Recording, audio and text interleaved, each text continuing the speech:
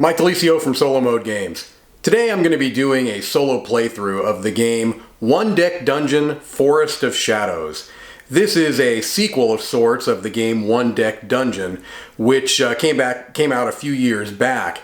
And it plays very similarly to the original game with a couple of key differences. Number one being the addition of a poison mechanic where you've got poison that you need to resist now, which adds, in my opinion anyway, a bit of difficulty to the game. I would say in general I found that the game feels a bit more challenging than the first game, and we'll see if we see that reflected in today's playthrough. So let's head on over to the table and take a look. Okay, here we have the setup for One Deck Dungeon Forest of Shadows. I have randomly chosen the Warden as my character that I'm going to attempt to delve through this dungeon, hopefully reaching the stairs to go even deeper, although if the first few games I've attempted of this is any predictor, I may not even see the stairs. This is a really tough game, in my opinion. I've had a really difficult time with it so far. I've enjoyed it, but it's been really tough. So I chose as my basic potion, you've got 4 to choose from, but I chose the Rewind, which basically will allow me, if I use this as a potion, to ignore all consequences and discard an encounter card. Alright, I do start the game with 1 potion, which is denoted by this white cube.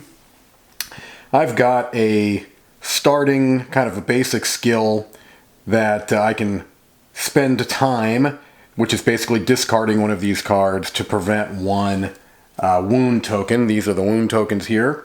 I start with 5 health. If at any point at the end of a turn I've got 5 or more wound tokens, unless I'm able to add items that increase my health, then I will lose the game. Alright, so I'll explain the game as I go along, but basically you have a nice turn reference card here that really takes you through the major steps of the game, and at the start of every turn, no matter what, you have to spend 2 time. And by doing that, as I mentioned a moment ago, you discard cards. So I'm just going to discard the top 2 cards of the deck here. And now I can either explore or enter a room. Well, in my case, there's no room for me to enter because I have not done any exploring yet. So I will do that. When you explore, you're going to draw and add face down doors to the dungeon until there are 4 total doors in play.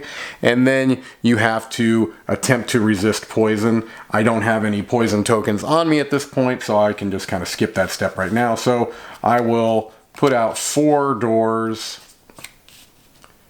to complete my explore action. Alright, so now I've got 4 closed doors ahead of me. So that was the end of the turn. Normally I would have to try to resist poison, but as I mentioned a moment ago, I don't have any no poison tokens on my card, so I can kind of skip that at this point. So beginning of the next turn, I go ahead and I spend 2 more cards to spend the time, and now I can enter a room. So I can pick one of these 4 doors and open it, and then once I've opened it, I can choose to either encounter it or flee. By fleeing, it just means that I have no interest in dealing with what is on the other side, and I start my turn again. So I'm just going to flip over this card. I got an eye shroom. Alright, this is an encounter card, and on each card it's going to have some particular information that you need to be able to complete the objective. Okay, in this case, this has almost I think every encounter card with the combat symbol is going to have some type of a special ability. This eye shroom has the ability of gaze, which means that I cannot use my heroic feats step, which doesn't hurt me in this point because I don't have that available to me. Then you see a series of boxes here with colors. And what these denote is that these single squares mean that you have to put 1 die of that amount or greater to be able to solve it. So in this case, I'd have to put a blue 6. That's the only die that can go there. On these rectangles, you can use any number of dice of that color to complete it. So obviously with D6s, there's no way you can place 1 die to solve that. So you'd be able to place multiple pink dice if you had them that added up to 10 or greater. Okay. If I choose to face this feat, the other thing I have to keep in mind is that in the dungeon card, you've got particular items as well. I'm fighting in the Mudlands dungeon here. See if I can get that in focus. I'm fighting in the Mudlands dungeon, and for all, starting on level 1, which is why this is tucked under the card, for all combats, you also have these 2 boxes you have to deal with. There also are going to be peril cards that we'll see, and I'll have to deal with that one. If there are ever any shield icons, those have to be placed first. In this case, there actually are no shield icons, so I don't have to worry about that. So now at this point, I choose to either encounter that or flee. So I am going to go ahead and encounter that ice shroom and hope that I can defeat it. So what I do is I gather my dice pool. In a combat, what you do is you look at your abilities here. I've got 4 combat abilities, 1, I think it's an agility, which is the pink die, and 2 magic. So I gather up that number of corresponding dice, in this case 4 yellow dice, 1 pink die, and 2 blue dice, and I'm going to roll them all to try as best as I can to deal with that ice shroom. All right. I'm going to go ahead and roll all of those and hope I come up with some decent results here. All right, so let's see what we've got. Not terrific. First things first is there's no way I was ever going to be able to deal with that 10. I'm only rolling 1 pink dice. The only way I could potentially have dealt with that would have been spending 2 other dice and getting a heroic or black die to add to that. And I'm almost wondering at this point if I'm going to do that. So let me show you how that works, because I think that just for purposes of explanation, if nothing else, you could take 2 dice of any color and you discard them and get a black die, which is a wild die, basically, of whatever the lower number is that you discarded. So if I were to discard this 4 and 1 yellow dice, I would get a black 1 die because I would have to take the lower number. But I think what I might do here is go ahead and discard these 2 yellow dice to get yellow 4 dice to get 1 black 4 dice. And I will discard these 2 yellow 1 dice to get a black 1 die. So now I can actually get that 10 taken care of. All right, so that's been solved. Let's see here. I've got a 4 and a 4 up there that I can't do. Actually, I don't think there's anything else that I can do. These dice are basically not going to help me at all. So now that I have used the dice that I've got, I've placed the dice, I can use any skills I might want to use. I could use any potions I might want to use. So in this case, I could have just ignored, I can actually ignore all the consequences and discard this card, but I think instead what I'm going to do is just go ahead and suffer what consequences are left. So you look at the things that are not covered. In this case, there are 1, 2 heart symbols, so that means I have to take 2 damage tokens, and I go ahead and put those on my card. Then there's 1, 2, 3, 4, 5, 6 hourglass symbols, so I have to discard 6 cards. 1, 2, 3, 4, 5, and 6. And I also have 1, looks like a little drop here, that's a poison, and I have to take 1 poison marker as well. The poison is something that is new to Forest of Shadows. That was not in the original One Deck Dungeon game. Okay, so I have suffered all the consequences. I'm still alive. I've taken 2 hits off of my 5 total, and so now I can actually claim this as loot. And I've got 3 different options here. I can either claim this as an item. If I do that, I slide it under this part of the card, I can get now in any combat encounter an extra yellow die. I could also take this as a skill where I place it under the card this way, and in this case what this does is it gives me a black 4. This exploit weakness gives me a black 4 dice just for free that I could use to solve an encounter. Or the other thing I can do is, looking at this part of the card, you have these 3 little symbols. I could use it as 3 experience points if I tuck them under this side, and that will help you start to level up. You need to level up, you need 6 points to level up to level 2, and what leveling up does is it'll give you some black dice for encounter bonuses. It will give you an extra potion token. It will also increase the amount of items you can carry. So instead of 1 item, which I can have now, you can have 3 items, and instead of 2 skills, you could have 3 skills. So it's important to level up as well. So now my decision is this: I can only ever carry 1 item.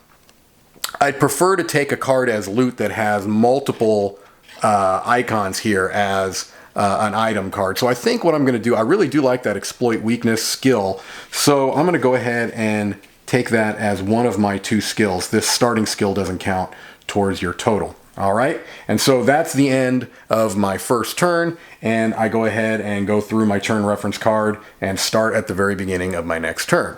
Okay, so I've got 3 closed doors in front of me. I go ahead and spend time, turn over the top 2 cards of the deck here. And now I can either explore, which is to add 1 closed door in this case. And if I do that at the end of my turn, I'll have to try to resist poison because I do now have a poison marker on me. Or I can open a door and try to and decide whether I want to encounter or flee. So let's go ahead and open this door. All right, we've got a rope bridge. This is a peril test.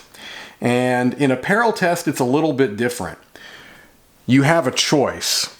In any peril, you've got a choice of a couple of options, okay? Let me see if I can get that in focus here. In this case, I can either try to bolster or sprint across. And when you do a peril card, you're only going to ever roll the dice that are applicable. So in this case, I would only be rolling my blue dice or my pink dice. And looking at my options here, I've got 2 blue dice and 1 pink dice. So it would make no sense for me to try to sprint across. I'd be guaranteed to fail the encounter. So I think what I will do is I'm going to encounter this, and I'm going to try to bolster. So I have 2 blue dice, so I'm going to have to roll that. Now, the issue here is that I have, for this peril on this on the dungeon card, I have a shield of a 4, so I have to put a 4 here no matter what. So thinking about this, there's no way I can actually solve this because I have to put my first dice here, my first die here, and it has to be a 4 or higher. So I know I'm going to get those hits. And this exploit weakness can only be used, it looks like, on a combat. And I would have to spend a pink die to even do that. So that's not going to help me. So do I want to actually encounter this, or do I want to flee?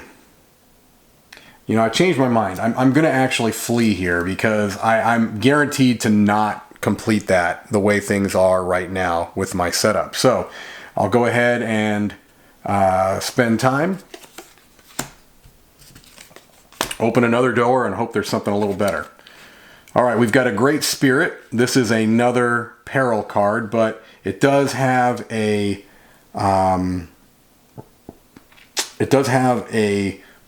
yellow dice possibility here. So I think this I will try to do. All right, I'm going to try to struggle free. So in this case, I'm going to be rolling 4 yellow dice. The first one is going to have to go here, so I'm really hoping that at least one of these dice comes out to be a 4 or higher, or else I'm in a world of hurt there. So let's go ahead and roll these. All right, so I did get a 4. Actually, I did well here. So this 4 has to go here first because it's got the shield token. I complete that. And I've got actually 15 worth of yellow dice. So I completed that with no consequences. All right. Now, my choice at this point is, do I take this as an item, which would give me an extra blue dice? Do I take it as experience points?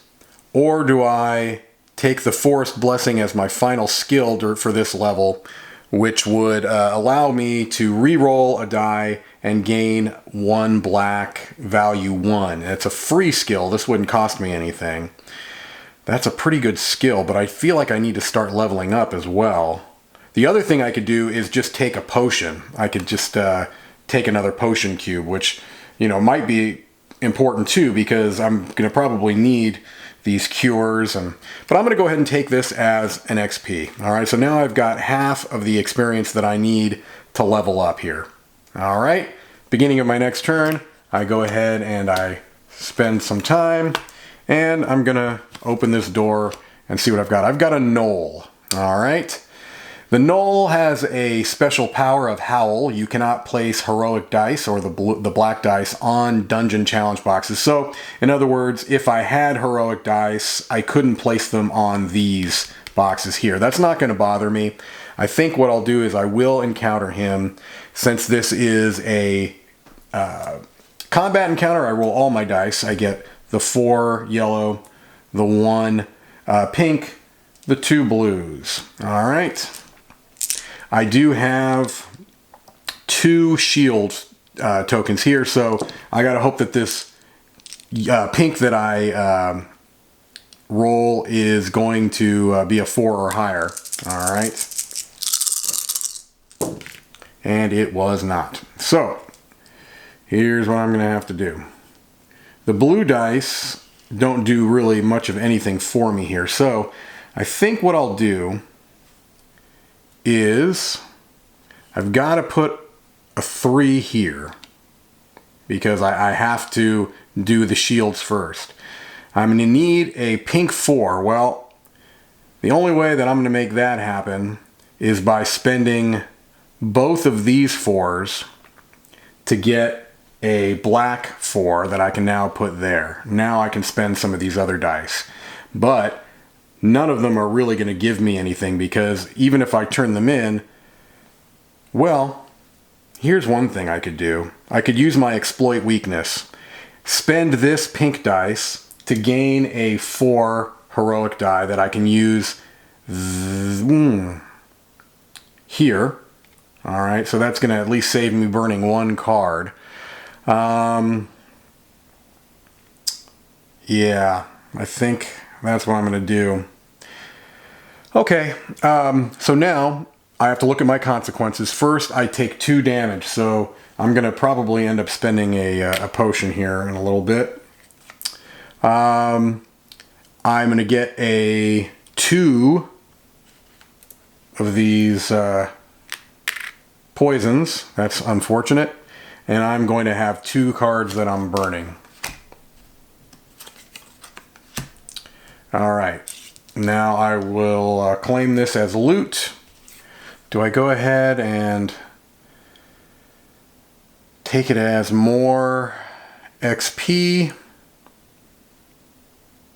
think I'm going to do that. I'll take it as XP because I feel like I need to be able to get more items than just the 1. Okay, so now I'm at 5 XP. This goes away. And the other thing I'm going to do is I'm going to go ahead and use my cure to to heal one of these wounds. All right, that's the end of that turn. Go ahead and burn 2 more. Now I am going to do an explore. I'm going to put 3 face down doors, and now I am going to have to resist poison. All right, so looking at my poison reference card, to attempt to resist poison, roll 1 die and add 1 to it for each leaf sign on an open door. Well, luckily my one open door does have a leaf sign on it, so I'm going to be able to add 1 to this. If the total that I roll is greater than the number of poison tokens, which is 3, then I succeed. So really at this point I need to roll a 2 or better here. No, I need to roll a 3 because the total needs to be greater. All right, so let's hope. I rolled a 5, I had 1, that's 6. So that's a success. I remove 1 of these tokens. All right. Had I failed, I would remove 1 and add 2 wounds. So that would have been unfortunate at best. Okay, so I explored. Now I burn 2 cards and I'm going to open a door. And I've got a rune circle. Okay. So, for this rune circle, let's see here. I think I will attempt to remove the crystal. I'm going to be rolling 4 yellow dice. One of them is going to have to go here. Hopefully a 4 or better is going to have to go there. Alright, well, our 6 goes right here, because it has to, since this is a peril. And unfortunately now, I've got only 7. I have nothing. Yeah. So, one thing I am going to do, since I'm going to have to take consequences here, is I'm going to use my methodical, which I can use on a peril card here, spend 1 time and prevent 1 heart. So instead of getting hit for 2 hearts, I'm going to get hit with 1 heart. I'm going to get 1 poison token and burn a card. All right. Happily though, that's going to allow me to level up because now I've got 3, 4, 5, 6, 7, and I needed 6. All right, so these get discarded. I now am on level 2. I get +1 potion. I can now have 3 items and 3 skills. It's going to take 8 to level up to level 3. All right, and I'm going to get 1 black die as an encounter bonus as well. All right, so I did at least make it to level 2. Let's see where I can go from here. All right, here we go. I feel like I need to get some items. Now I've got a little bit more leeway to get some more of those. So let's spend the time. 1 and 2. Flip over a card and we've got a Thorn Spitter.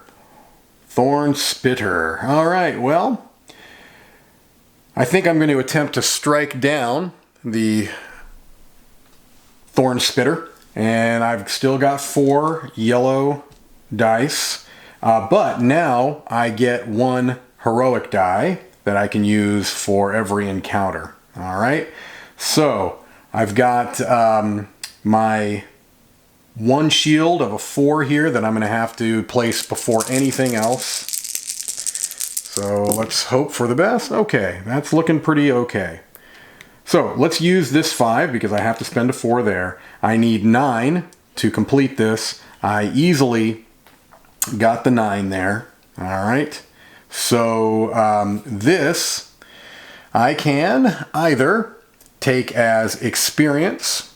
I can give myself 1 more pink die as a item.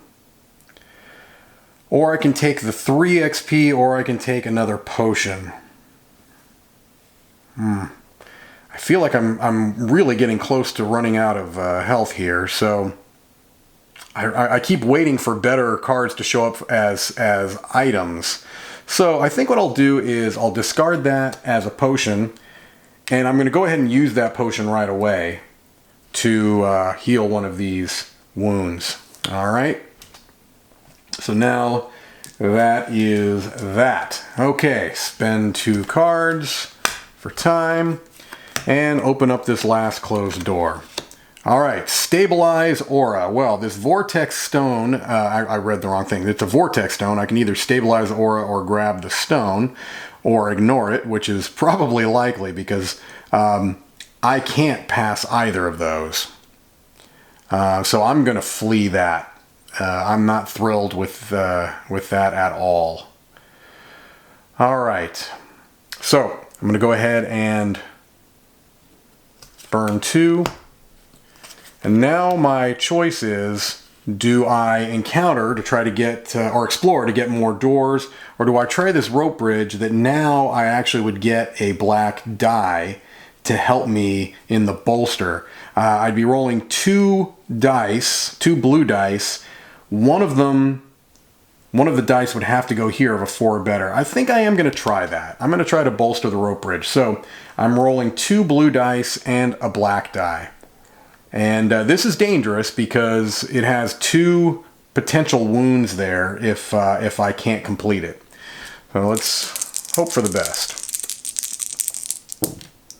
Boy, I rolled horrendously. In this case, I can't do anything. It's basically because I rolled 1s and a 3. I wouldn't be able to place any dice. So in this case, I would have to take 4 cards and 2 health. But I think instead what I'm going to do is I'm going to rewind. Ignore all consequences and discard the encounter card. And in using that, I also can heal because my cure says heal a wound or poison anytime a potion effect is used or a potion is gained. I actually should have healed one from gaining a potion there. So if I'm playing this right, I should be able to knock 2 of those off, and I think I am. I just forgot to take a heart off there with my cure. All right. Well, no, I think I would have had to pay to do that. All right. I'm not sure.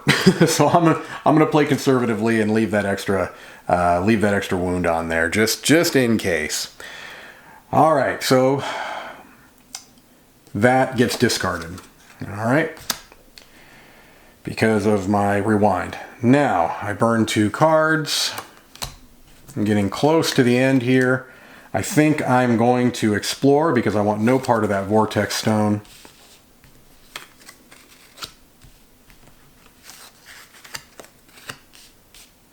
All right. And now I have to resist poison because I didn't explore. So I roll 1 die. I'm going to be able to add 1 to it because this does have a little leaf symbol on it. I rolled a 2 and a 1, which gets me 3.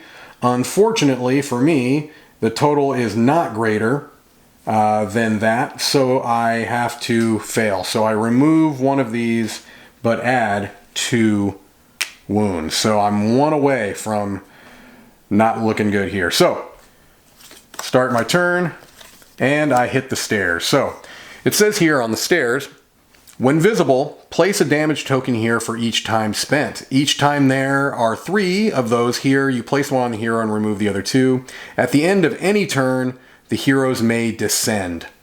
If this card is revealed while spending time, the heroes may disband immediately. Well, it was revealed while spending time to start a turn. So I am going to go ahead and descend. And so when you descend, what you do is you take all of these cards. All right. You're going to shuffle them up, place them back on top of the stairs, and then move this card up. Now we have to deal with even more ugliness. So I'm going to go ahead and pause the camera so I can shuffle these cards and we'll start anew. All right, we're on level 2 of the dungeon now. We are going to spend time and we're going to explore. This could potentially, unfortunately for me, be the end of the game, depending on how poorly I roll, because I do have to resist poison since this is an explore action. All right, there were no rooms for me to open because I went down to the 2nd floor. So I've got 2 tokens on me here, 2 poison tokens, but there are no open doors showing a leaf symbol. So basically here, I have to roll a 3 or higher, or else I have lost the game on the very, very entrance of that 2nd floor dungeon. So let's see what happens. I rolled a 2. Well, that's the end of that. I remove 1, add 2, and so now we've got 6 wounds and only 5 health.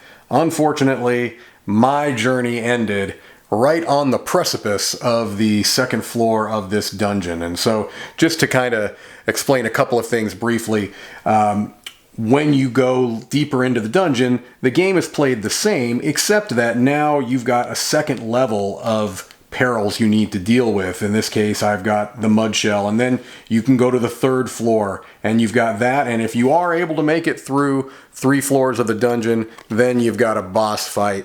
In this case, it would be the mud golem that I would have had to fight at the end of this particular dungeon, which, as you can see from the numbers on the dice boxes there, no joke. And this is actually listed as one of the easy dungeons. You've got little dots here to denote the difficulty. The Mudlands is supposed to be the easiest of the dungeons with one dot. You've got more and more difficult dungeons that come in the game, but as you can see, although I'm sure I didn't play terrifically well, this is certainly not a pushover of a game. There's a tremendous amount of challenge involved. I have still not, in the Forest of Shadows version of the game, been successful.